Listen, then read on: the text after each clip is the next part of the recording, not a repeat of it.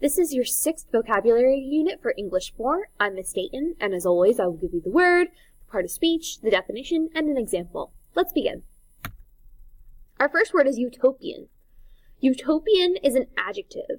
The definition is modeled on or aiming for a state in which everything is perfect, idealistic. So, for example, world peace is a utopian concept that many people hope we will achieve one day. Our next word is allay. The part of speech is a verb. The definition is to diminish or put at rest, to alleviate or relieve. So, for example, Philip started leaving love notes for his girlfriend around the house in order to allay her suspicions that he truly did not love her.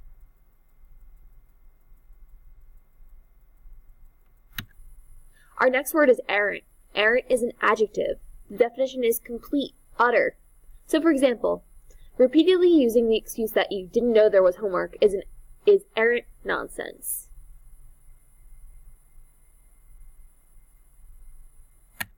Our next word is affront. Affront can be both a noun and a verb. So the definition, if it's a noun, is an action or remark that causes outrage or offense. If it's used as a verb, it's saying to offend or insult. So, for example, when it's used as a noun, when called out on his cell phone use in class, Jake shouted an outrageous affront at the teacher, which resulted in his suspension. And here's my second example, which is when affront is used as a verb. You will likely not get a second date if you affront the girl by saying that she just looks okay.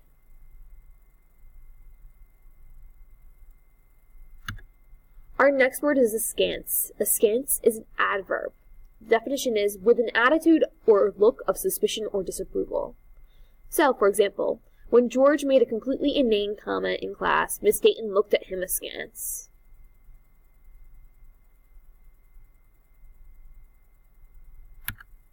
Our next word is avarice. Avarice is a noun. The definition is extreme greed for wealth or material gain. So, for example, in Charles Dickens' A Christmas Carol, Scrooge is haunted by ghosts of his past because of his avarice.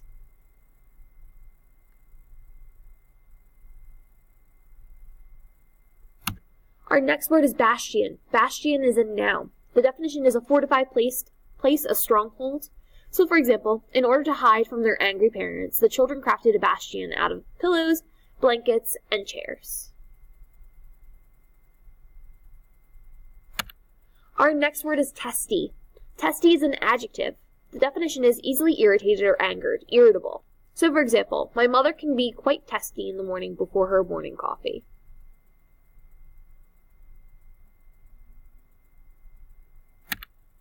Our next word is exacerbate. Exacerbate is a verb. The definition is to make something more bitter, violent, or severe. So, for example, typically lying will only serve to exacerbate any given situation.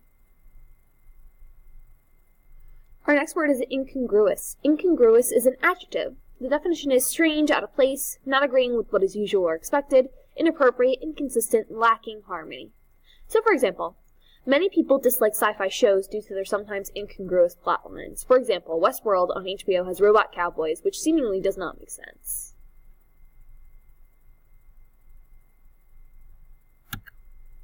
Our next word is benign. Benign is an adjective. The definition is gentle, kindly, not harmful in effect. So, for example, although many would argue to the contrary, pit bulls are often very benign dogs. Their temperament depends on how they are raised. Our next word is obstinate. Obstinate is an adjective. The definition is stubbornly refusing to change one's opinion or chosen course of action, despite attempts to persuade one to do so. So, for example, the obstinate child had a 45-minute tantrum in the grocery store when his mother refused to buy him animal crackers.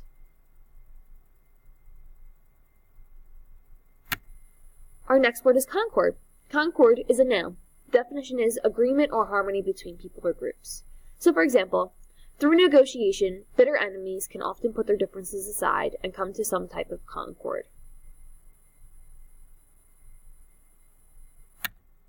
Our next word is surveillance. Surveillance is a noun. The definition is close observation, especially if it's a suspected spy or criminal.